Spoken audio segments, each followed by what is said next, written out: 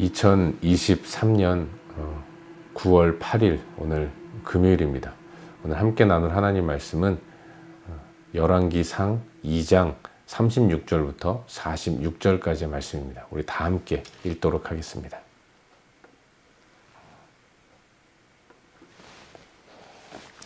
열왕기상 2장 36절부터 46절까지 말씀입니다.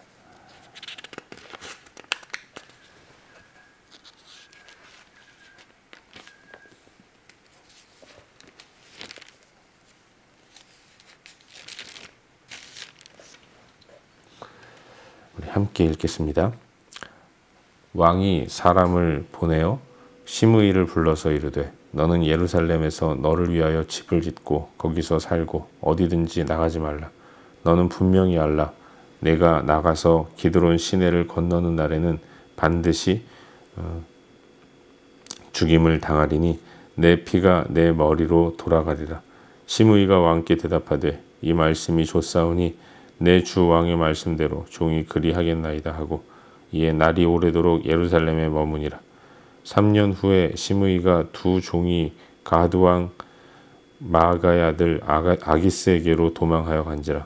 어떤 사람이 시므이에게 말하여 이르되 당신의 종이 가드에 있나이다. 시므이가 그 종을 찾으려고 일어나 그의 나귀의 안장을 지우고 가드로 가서 아기스에게 나아가 그의 종을 가드에서 데려왔더니 시므이가 예루살렘에서부터 가드에 갔다가 돌아온 일을 어떤 사람이 솔로몬에게 말한지라. 왕이 사람을 보내어 시므이를 불러서 이르되 내가 너에게 여호와를 두고 맹세하게 하고 경고하여 이르기를 너는 분명히 알라. 내가 밖으로 나가서 어디든지 가는 날에는 죽임을 당하리라 하지 아니하였느냐. 너도 내게 말하기를 내가 들은 말씀이 좋으니이다 하였거늘 내가 어찌하여 여호와를 두고 한 맹세와 내가 내게 이른 명령을 지키지 아니하였느냐. 왕이 또 시므이에게 이르되 내가 내 마음으로 이는 모든 악 곧 내 아버지에게 행한 바를 내가 스스로 아나니 여호와께서 내 악을 내 머리에 돌려보내시리라. 그러나 솔로몬 왕은 복을 받고 다윗의 왕위는 영원히 여호와 앞에서 견고히 서리라 하고 여호야다의 아들 브나야에게 명령하매 그가 나가서 시므이를 치니 그가 죽은지라. 이에 나라가 솔로몬의 손에 견고하여 지니라. 아멘. 복된 새 하루가 시작되었습니다. 오늘 금요일인데 오늘도 하나님의 인도를 따라서 복되게 잘 살아가고 그리고 내일 주말을 맞이하시기를 바랍니다. 우린 요즘 계속해서 새벽 시간을 통해서 열왕기상 말씀을 함께 살펴보고 있죠. 오늘은 어제에 이어서 방금 읽은 말씀인 이 열왕기상 2장 36절부터 46절까지의 말씀을 살펴보는 가운데 우리에게 허락하시는 은혜와 도전들을 함께 나누기 원합니다. 지난 화요일에 나눈 그 열왕기상 2장 1절부터 12절까지 말씀을 다시 한번 생각해 보시면 다윗은 솔로몬에게 노새를 타게 하고 또 기온에서 기름 부음을 받아 왕이 되도록 했습니다.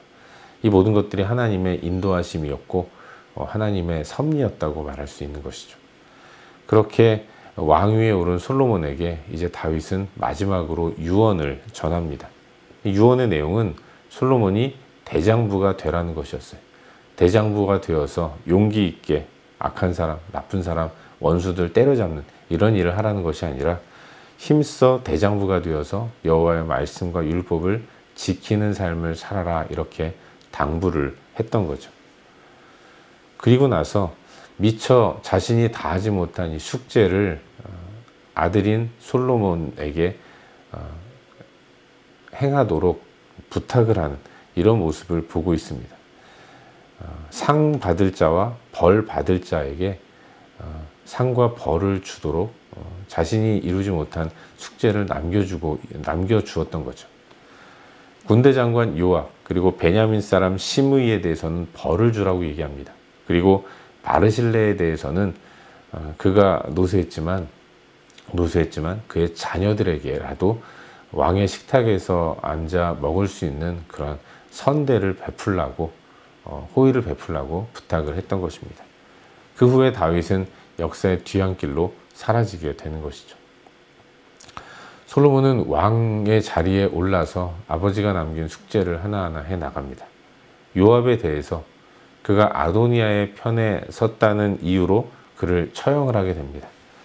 사실은 그가 왕의 뜻과 무관하게 자기 마음대로 사사로이 권력을 이용해서 원수들을 죽인 이 일이 죽어 마땅한 일이지만, 사실 요압은 다윗의 생각과 달라서 그렇지 요압이 죽인 사람들 하나하나를 보면 뭐 죽이더라도 크게 문제가 되지 않는, 대중들이 볼 때 그럴 수 있겠구나 라고 생각할 만한 사람들이었습니다.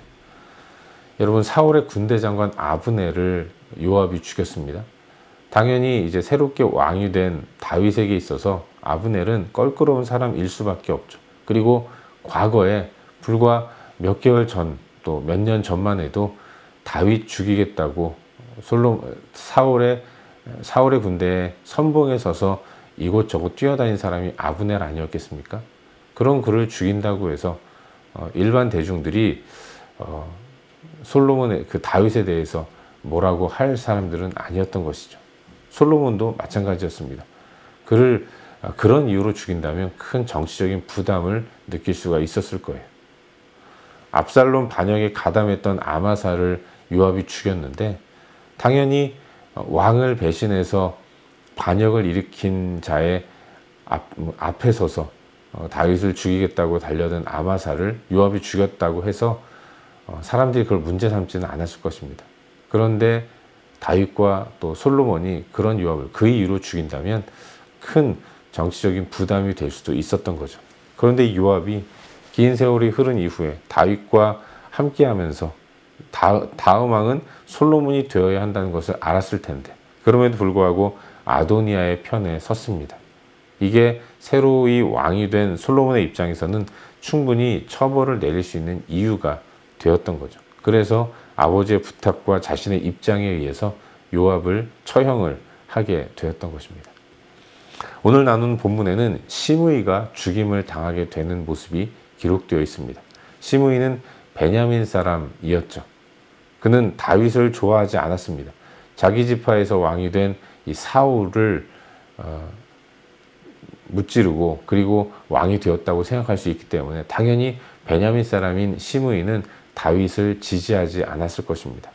나쁜 감정을 가지고 있었을 거예요. 그러다가 다윗이 압살롬의 반란을 피해서 다윗 궁을 나와서 도망을 칠 때 시므이는 그런 다윗을 심한 말로 모욕하고 욕을 해댔습니다. 따라다니면서 욕을 했던 거죠. 그야말로 요즘 아이들 말처럼 도시락 싸들고 따라다니면서 욕을 했던 사람이 시므이였던 거죠. 그러다가 반란이 진압되고 다윗이 다시 궁으로 돌아올 때에 이번에는 태도를 완전히 180도 바꿔서 다윗을 영접하는 이런 기회주의적인 모습을 가졌던 거예요.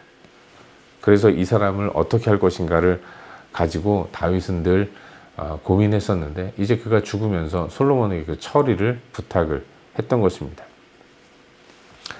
솔로몬은 사람을 보내서 시므이를 부르죠. 그리고 예루살렘을 벗어나지 말라고 당부합니다.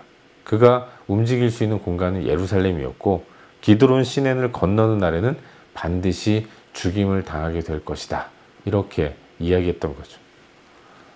시므이도 동의했습니다. 그게 좋겠습니다 하면서 받아들인 거예요.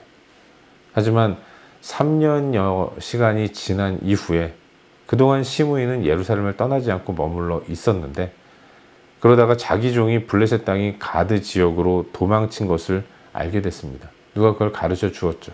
그래서 시므이는 종을 잡기 위해 예루살렘을 벗어나 블레셋 땅인 가드로 들어가게 됩니다. 거기서 기어이 종을 잡아 예루살렘으로 돌아온 것입니다. 당연히 이 사실이 알려졌죠. 그는 솔로몬과의 약속을 어긴 겁니다. 그래서 왕은 사람을 보내서 시므이를 잡아오게 하고 내 죄를 네가 알렸다, 이렇게 호통을 치고 새롭게 군사령관이 된 브나야를 통해서 시므이를 죽이게 되는 것입니다. 아버지인 다윗은 반란이 진압된 이후에 더 이상의 피해 보복은 잊지 말아야 한다는 그런 명분 때문에 시므이를 처단하지 못했지만, 이제 솔로몬은 시므이가 자기의 약속을 어김으로 죽임을 당할 명분을 만들었고, 그래서 이 시므이를 처형하게 되었던 것이죠. 이렇게 감정대로가 아닌 명분을 찾아서 행한 다윗의 처사를 백성들이 보았고, 또 솔로몬의 행하는 일들을 백성들이 보았습니다. 그로 인해서 분명한 명분에 따라서 감정대로 하지 않고 공명정대하게 이 모든 일들을 처리하는 모습을 백성들이 보면서 솔로몬을 더욱더 두려워하면서 지지하게 되었고, 그래서 나라가 솔로몬의 손에 견고하여 지니라 라고 성경은 이야기하고 있는 것입니다. 이게 오늘 우리가 함께 살펴보고 있는 본문의 전반적인 내용이죠. 그리고 오늘 이 말씀 가운데서 한 가지만 함께 살펴보는 가운데 우리의 기도 제목으로 삼고 함께 기도하기를 원합니다. 여러분, 오늘 본문 가운데서 42절과 43절 두 구절 말씀을 함께 읽도록 하겠습니다. 우리 다 같이 42절과 43절 말씀을 함께 읽도록 하겠습니다. 읽겠습니다.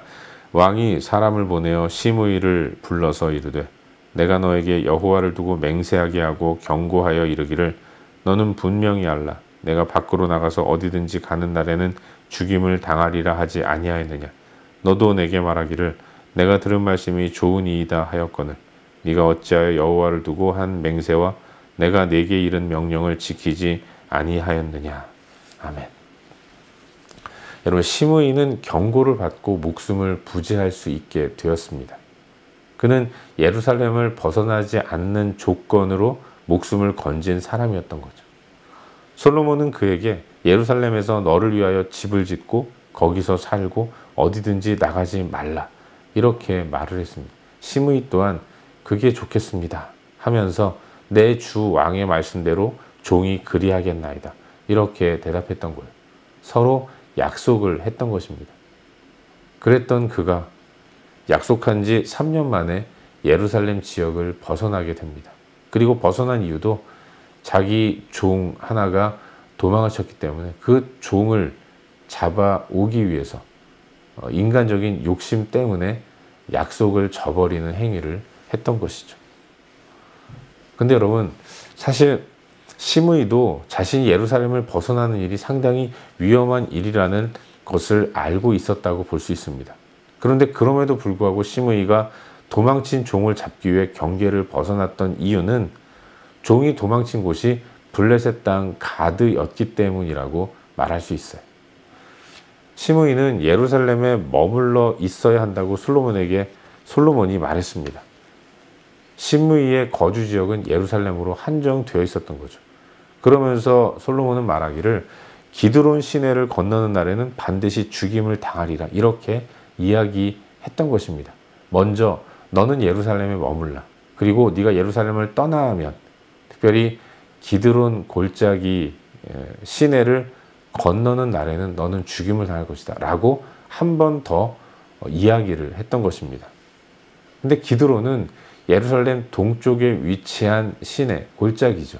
그리고 거길 지나면 베냐민 사람들의 지역, 베냐민 지파의 땅이 나오게 되는 것입니다. 베냐민 지파 사람이었던 시므이가 예루살렘을 벗어나 베냐민 사람들과 또 결탁을 하게 된다면 또 다른 반란을 일으킬 수 있다는 생각에 솔로몬은 너는 예루살렘 벗어나지 말고 특별히 기드론 시내를 건너가지 말아라 이렇게 이야기를 했던 것입니다. 특별히 기드론 지역을 언급할 뿐이었던 거예요. 그런데 종이 도망친 가드는 블레셋 땅이고 그것은 예루살렘으로 보면 서쪽에 있는 땅이었던 것입니다. 기드론 시내와 정반대에 있는 서쪽 방향이었다는 거죠. 시므이는 왕의 명령을 자기 식대로 해석하고 자기 편한 대로 해석하는 가운데 동쪽으로 가지 말라고 했으니까 서쪽으로는 괜찮겠지. 이런 생각으로 결국 하지 말아야 할 행동을 했던 겁니다. 당연히 그에게 찾아오는 결과는 죽음일 수밖에 없었던 거죠. 사랑하는 여러분, 시므이의 죽음의 원인은 방심이었습니다. 3년 동안 사실 예루살렘을 벗어나지 않고 생활하면서 그가 예루살렘 안에 머물러 있었기 때문에 그가 생명을 유지하고 살았던 것인데 그 기간 동안 자신에게 아무런 해도 아무런 일도 일어나지 않으니까 어떤 의미에서는 3년 전 왕과의 약속을 그 무게감을 다소 잊고 가벼이 여기는 방심하는 모습을 가졌던 것입니다. 평화가 결국 시므이를 마음을 방심하게 만들었다라고 말할 수 있는 거죠. 또한 그의 실수는 자의적 해석이었다고 말할 수 있어요. 방심한 또 자의적 해석을 하는 시므이는 그런 이유 때문에 죽임을 당했다고 분석해 볼 수 있습니다. 왕의 명령을 자기 식대로 해석하고 적용하고 있다는 겁니다. 동쪽으로만 가면 안 가면 되지. 서쪽은 괜찮겠지. 종이 동쪽 지역이 아닌 서쪽 가드 사람의 땅으로 들어간 것은 내가 그를 잡아도 된다는 의미가 아닐까? 이런 잘못된 해석으로 인해서 그는 결국 비참한 최후를 맞이하게 된 것이 아닌가, 이런 묵상을 해보게 되는 것입니다. 하지만 어떻습니까?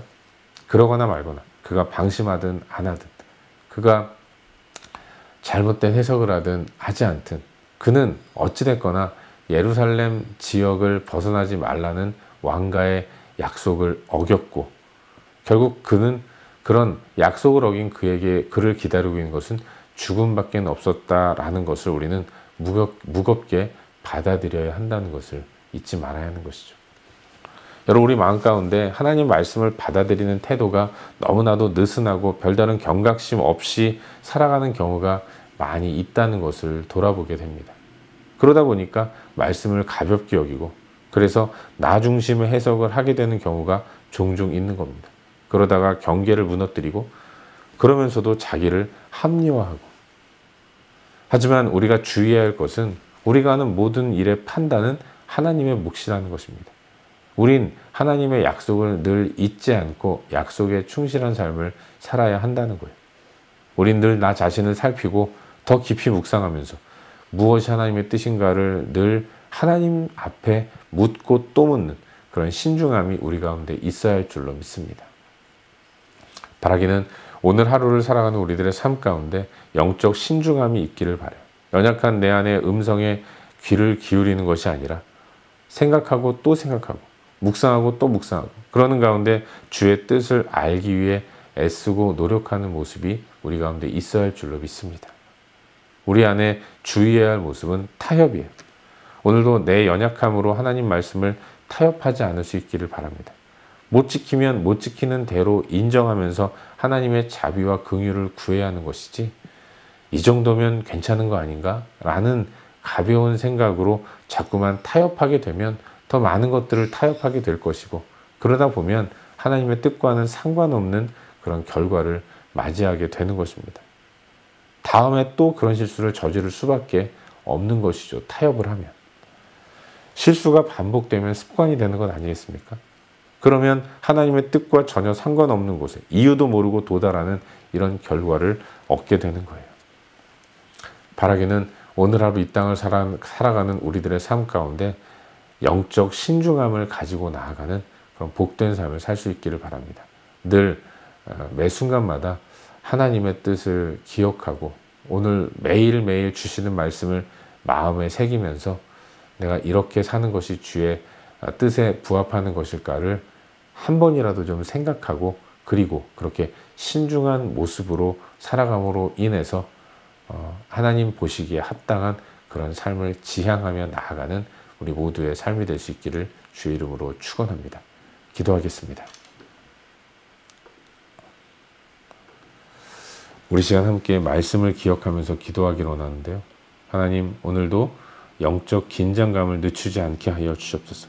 그리고 이 땅을 살아가면서 타협하지 않게 하여 주시옵소서. 실수한 것 그대로 인정하며 자비와 긍휼을 구하게 하시고, 또 내 스스로 하나님 말씀과 하나님의 뜻을 자의적으로 해석해서 타협하면서 이래도 되겠지라는 생각을 버리고 오직 말씀에 의지해서 말씀의 인도를 따라만 살아갈 수 있도록 도와주시옵소서. 이 시간 말씀 기억하면서 한 목소리로 기도하시기를 바랍니다. 그리고 우리의 중보가 필요한 영역들을 위해 기도하시고 각자 개인적인 기도 제목 가지고 기도하시다가 일상의 삶의 자리로 나아가도록 하겠습니다. 함께 기도하겠습니다.